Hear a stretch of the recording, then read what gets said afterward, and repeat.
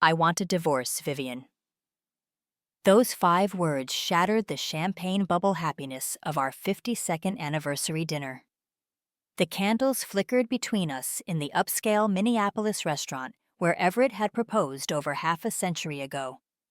I stared at him across the table, my fork suspended halfway to my mouth, a piece of overpriced salmon trembling on its tines.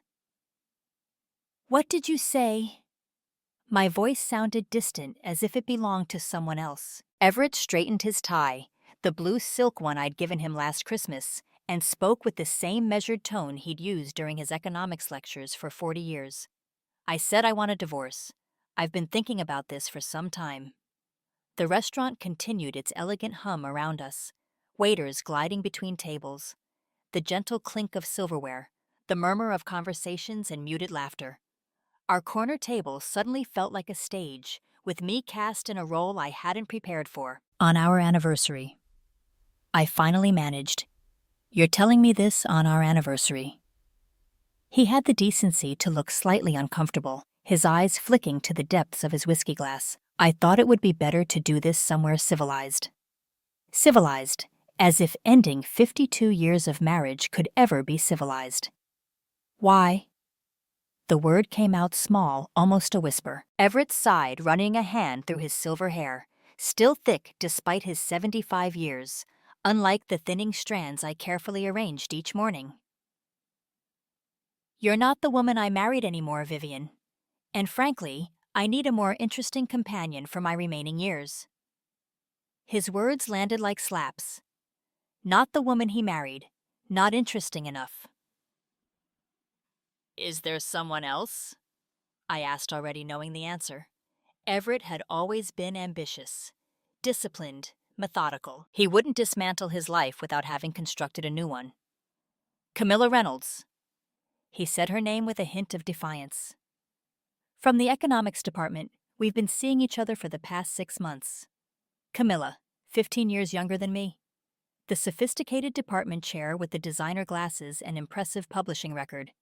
I'd sat next to her at faculty dinners, served her my homemade canapes at departmental functions hosted in our home." "I see." My voice had steadied autopilot taking over as the initial shock ebbed into something colder. "She reads Vivian. She follows current events. She can discuss global issues and challenge my thinking." He leaned forward, lowering his voice. "When was the last time we talked about anything more substantial than your TV shows or recipes?" I wanted to remind him that I'd read every draft of his textbooks, organized his research notes, entertained his colleagues to help secure his tenure, raised our children while he built his career. Instead, I carefully placed my napkin beside my barely touched plate and stood. "I think I'd like to go home now." The drive back was silent. The familiar streets of Minneapolis blurring through my tears. By the time we reached our colonial-style house in the suburbs, the home we'd lived in for 48 years, I had one question left. "How long have you been planning this?" Everett pulled into the garage, turning off the engine before answering. "I've consulted with a lawyer. I'll be moving my things out tomorrow. I've rented an apartment downtown." Of course he had. Everett had never made an impulsive decision in his life. That night I lay awake in our king-sized bed while he slept in the guest room. 52 years reduced to a lawyer's consultation and a downtown apartment.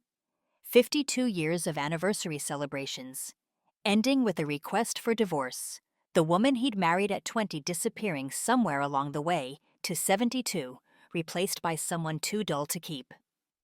I met Everett during my sophomore year at the University of Minnesota. He was a graduate student teaching assistant in my economics class. Brilliant, handsome, with ambitious plans for an academic career. I was studying journalism, dreaming of writing for fashion magazines in New York. When he asked me out, I could hardly believe my luck. When he proposed a year later, I didn't hesitate to say yes, even though it meant abandoning my own educational plans. "You can always go back to school later," my mother had assured me, though we both knew that wasn't how things worked for women in the 1960s. We married in the summer of 1970. Everett completed his PhD, while I worked as an administrative secretary to support us. When he secured his first teaching position at the university, I focused on creating the perfect home, being the perfect faculty. Wife. When our daughter Lucille arrived in 1973, followed by Theodore in 1976, I embraced motherhood with the same dedication I'd given to supporting Everett's career. I had opportunities to return to my education over the years, when the children started school, when they became teenagers, when they left for college, but something always took precedence. Everett's tenure track. The children's activities. My parents' declining health. Somehow I never found my way back to that journalism classroom. Instead, I became expert at other things, organizing faculty dinner parties, maintaining the social calendar that advanced Everett's career, volunteering for the right committees, making our home a showcase of tasteful academic success. I was good at it. The professor's wife, the department's unofficial hostess, the mother of successful children who reflected well on their father's prominence. What I wasn't apparently was interesting enough to keep my husband's attention for a lifetime. The morning after our anniversary dinner, Beatrice Collins called Bea had been my roommate in college before I dropped out to marry Everett. Unlike me, she'd finished her degree, built a career in financial advising, married later to a man who supported her ambitions and balanced work with raising one daughter. We'd remained friends despite our divergent paths, though Everett had always found her a bit much. Lucille called me, she said without preamble. Is it true Everett's leaving you for that pretentious academic? News travels fast, I replied, staring out the kitchen window at the garden I'd tended for decades. Yes, it's true. He told me at our anniversary dinner last night. That absolute bastard. Bea's outrage was comforting in its ferocity. After 52 years, after everything you've given up for him. Apparently, I'm not interesting enough anymore. I tried for light sarcasm, but heard the hurt beneath it. Not like Camilla, who reads books and follows current events. As if you wouldn't have done those things too if you hadn't been busy raising his children and managing his life. Bea's voice rose with indignation. Viv, tell me you're not just going to roll over and take whatever settlement his lawyer has cooked up. I hadn't thought that far ahead yet. The shock was still too fresh. The future too nebulous. I don't know, Bea. I don't know who I am without him. Well, I do, she said firmly. You're Vivian Harlow, the smartest woman I know. The woman who helped me pass statistics, who organized the most elaborate graduation party on zero budget, who's kept everyone else's lives running smoothly while putting your own dreams aside. And it's high time you remembered that.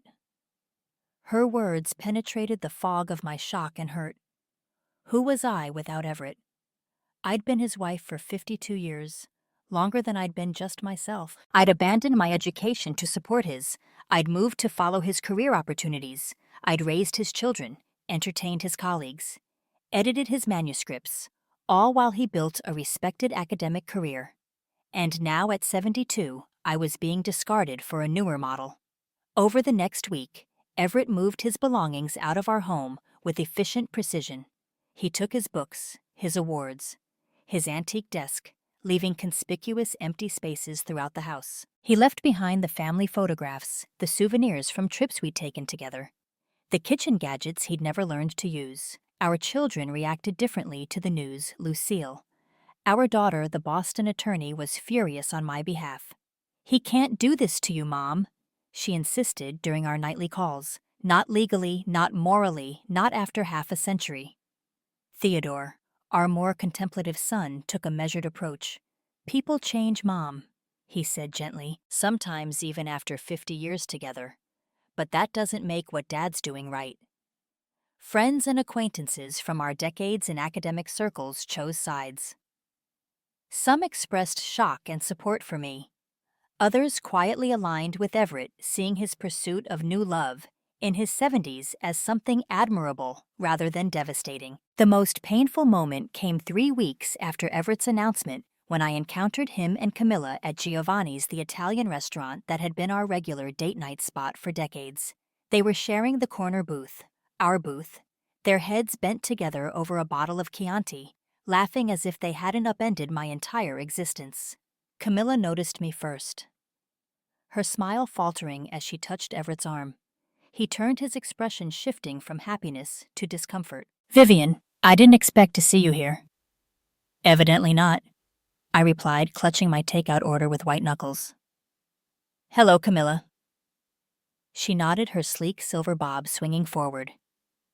"Vivian, you're looking well." The polite fiction hung in the air between us. I wasn't looking well. I'd lost 12 pounds. My clothes hung loosely, and I'd stopped coloring my hair, revealing the full extent of its transition to gray. "Enjoy your dinner," I managed before escaping to my car, where I could break down in private. The next morning, Bea arrived at my door unannounced, armed with coffee and determination. "I'm taking you to meet someone," she announced, setting down the cardboard tray. "But first, we need to talk about the divorce settlement." I hadn't thought much about the financial aspects, yet the emotional toll had consumed all my energy. "Everett's lawyer sent some papers," I said vaguely. "I haven't signed anything." "Thank God," Bea muttered. "Let me guess, he's offering you the house, a modest monthly payment, and keeping his pension and investments for himself." The accuracy of her assessment startled me. "How did you know?" "Because that's what they all try first," she said grimly. "Viv, you've been married for 52 years in a community property state. Half of everything. He has his retirement accounts, his investments. His book royalties is legally yours. You helped build his career. You supported him while he earned his PhD. You managed his home and raised his children while he climbed the academic ladder." She pulled out her phone, scrolling through her contacts. "I'm setting you up with Eloise Montgomery. She's a financial advisor who specializes in late-life divorces. And then you're going to call Lucille and get a recommendation for a shark of a divorce attorney."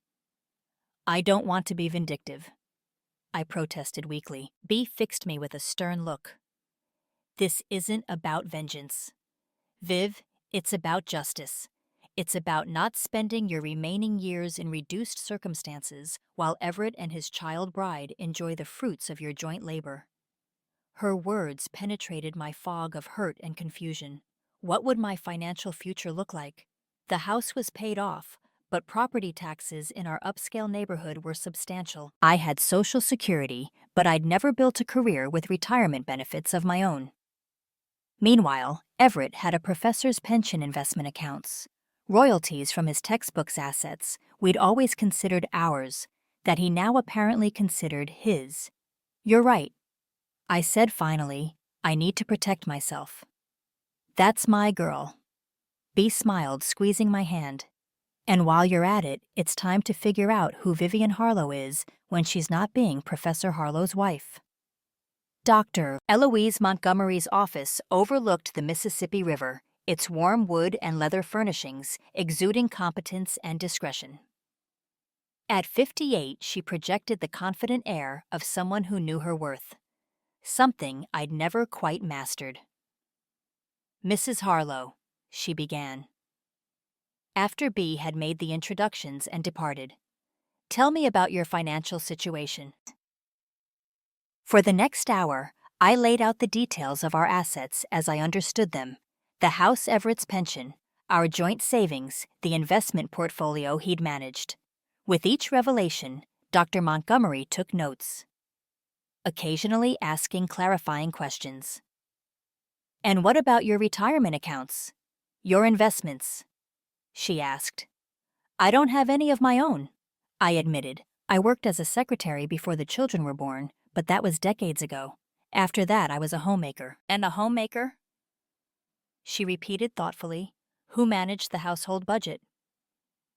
"I did." Everett handled the investments, but I took care of the day-to-day finances. "Who organized Professor Harlow's professional life? His schedule, his social obligations?" "That was me." A lifetime of unpaid labor suddenly visible under her careful questioning. Dr. Montgomery set down her pen.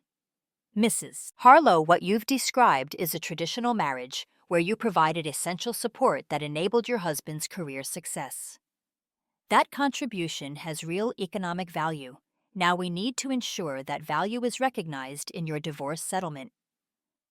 She outlined a strategy documenting my contributions to Everett's career, identifying all marital assets, including some I wasn't aware of, establishing a financial plan for my future security. For the first time since Everett's announcement, I felt something other than shock and pain. I felt the stirrings of purpose, as promised. Lucille connected me with Diane Blackwell, a divorce attorney known for her tenacity. Between Diane's legal expertise and Dr. Montgomery's financial guidance, I began to understand the true extent of what Everett and I had built together, and what I was entitled to claim as my share. Your husband has significantly undervalued your contributions, Diane told me bluntly after reviewing the initial settlement offer. And there's evidence he's been planning this for some time. He opened a separate bank account 18 months ago and has been gradually transferring funds. The revelation stung. 18 months. While I'd been planning our 50th anniversary celebration, Everett had been planning his exit strategy. What do we do? I asked. We fight, she said simply, and we start by demanding full financial disclosure of all accounts and assets. While the legal battle took shape, I found myself rattling around our large suburban home surrounded by memories and mounting questions about my future. Who was I now? What did I want for my remaining years? What did Vivian Harlow not? Mrs. Professor Harlow desire from life. I began small rearranging furniture that Everett had insisted remain in the same configuration for decades. I painted the dining room the warm terracotta I'd always loved, but he'd dismissed as too Mediterranean. I donated his remaining clothes to charity and converted his study into a reading room for myself. At Bee's insistence, I joined her at a community center writing class, something I'd always wanted to try but had never found time for between Everett's needs and family obligations. The instructor, a retired journalist named Gloria, recognized something in my hesitant early efforts. You have a voice, Vivian, she told me after class. It's been quiet for a long time, but it's strong. Keep writing. Encouraged. I found myself filling journal after journal, processing my grief, my anger, and eventually, my hope for the future. I wrote about the young woman who'd dreamed of writing for fashion magazines. I wrote about the mother who'd helped with science projects and bandage-skinned knees. I wrote about the faculty wife who'd mastered the art of dinner parties and departmental politics. And gradually, I began writing about the woman I might become. 6 months after Everett's announcement, I had my first essay published in a local seniors magazine, a piece about reinvention after loss. The validation of seeing my name in print awakened something long dormant. I enrolled in more classes, joined a book club Bee had recommended, volunteered at the public library. I also began noticing Franklin Porter, my widowed neighbor, who shared my newfound interest in gardening. At 73, he had a quiet dignity and self-sufficiency I admired. Our friendship developed naturally over shared cuttings and gardening tips, evolving into coffee on his porch or dinner in my newly redecorated dining room. Everett never liked roses, I told Franklin one afternoon as we planted a new variety in my garden. He said they required too much maintenance for too brief a bloom. Franklin considered this while carefully patting soil around the tender roots. Seems to me that the most rewarding things often require the most care. It wasn't a romance neither of us was looking for, but rather a companionship based on mutual respect and shared interests. Franklin listened when I talked about my writing class or my latest read. He laughed at my jokes and asked for my opinion on matters both trivial and significant. In short, he found me interesting, something my husband of 52 years had failed to do. The divorce proceedings continued with Everett, fighting my claims at every turn. His lawyers argued that his academic success was solely his achievement, that my contribution as a homemaker didn't entitle me to his professional assets. My team countered with documentation of my support, the entertaining I'd done to advance his career, the research assistance I'd provided, the family responsibilities I'd shouldered to free him for professional advancement. 9 months after our anniversary dinner, we faced each other across a conference table for the final settlement negotiation. I barely recognized the man opposite me, not because his appearance had changed, but because my perception had. Where I'd once seen the dashing professor I'd adored, I now saw a selfish man who'd discarded 5 decades of shared life for his own gratification.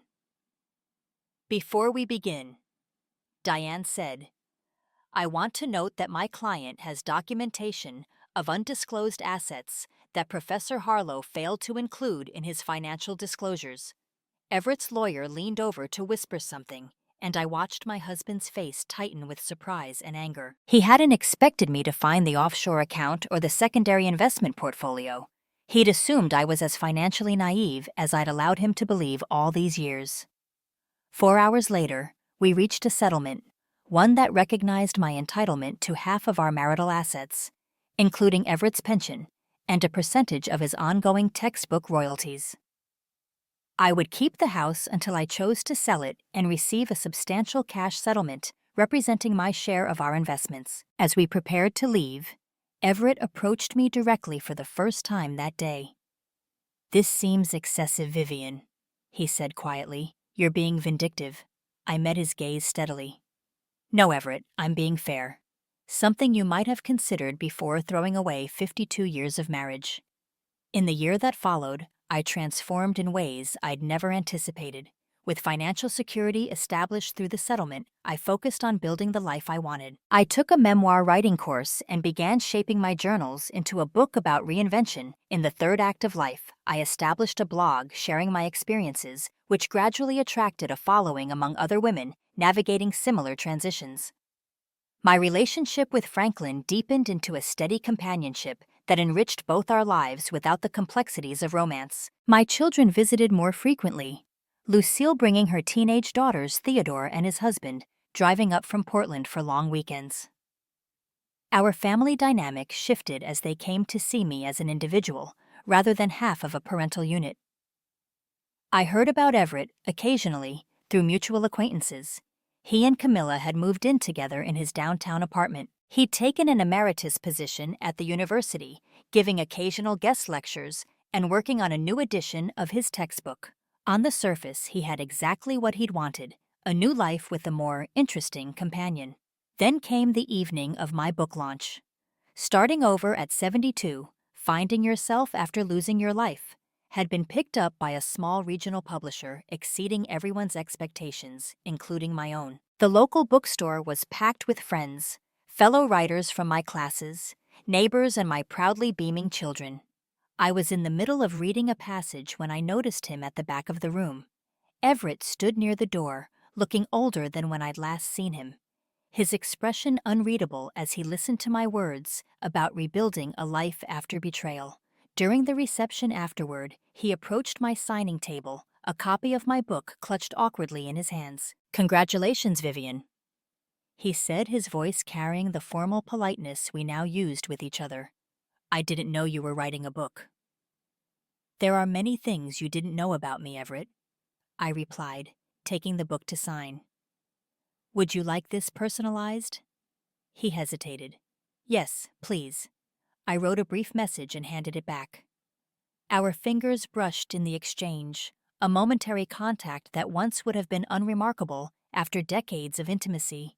"You look different," he said, studying me with a puzzled expression. I knew what he saw. My gray hair was now stylishly cut in a modern bob instead of the conservative style I'd maintained during our marriage. I'd lost weight, not from the stress of abandonment, but from the yoga and Tai Chi classes I'd begun taking. My clothes reflected my rediscovered sense of style rather than the appropriate attire of a faculty wife. Most significantly, I carried myself differently with the confidence of a woman who had found her voice rather than one who had spent a lifetime accommodating someone else's. "I am different," I acknowledged. "Or perhaps I'm finally the woman I was meant to be all along." "Camilla and I are no longer together," he said abruptly. "She accepted a position at Oxford 3 months ago. I absorbed this information without the satisfaction I might once have expected. I'm sorry to hear that." He shifted uncomfortably. "I've been thinking about us. About what happened. Perhaps I was hasty in my decisions." The implication hung in the air between us. He was alone now. Perhaps we could reconcile. Perhaps we could rebuild what had been broken. Everett, I said gently, you were right about one thing. I'm not the woman you married anymore, but that's not a tragedy. It's the most liberating discovery of my life. I gestured to the bookstore around us, to the friends chatting in small groups, to my children proudly displaying copies of my book. This is who I am when I'm not defined by being your wife, and I like her very much. His face fell slightly. I see. You wanted someone more interesting. I continued. It never occurred to you that I might become that person once I was free to focus on my own development rather than yours. Before he could respond, Franklin appeared at my side with a glass of champagne. Your publisher is looking for you, Viv. They want to discuss the book tour options. I introduced the two men briefly, noting Everett's assessment of my neighbor. The casual clothes, the gardener's hands, the unpretentious manner, so different from academic polish. I should let you get back to your guests, Everett said finally. Again, congratulations on the book.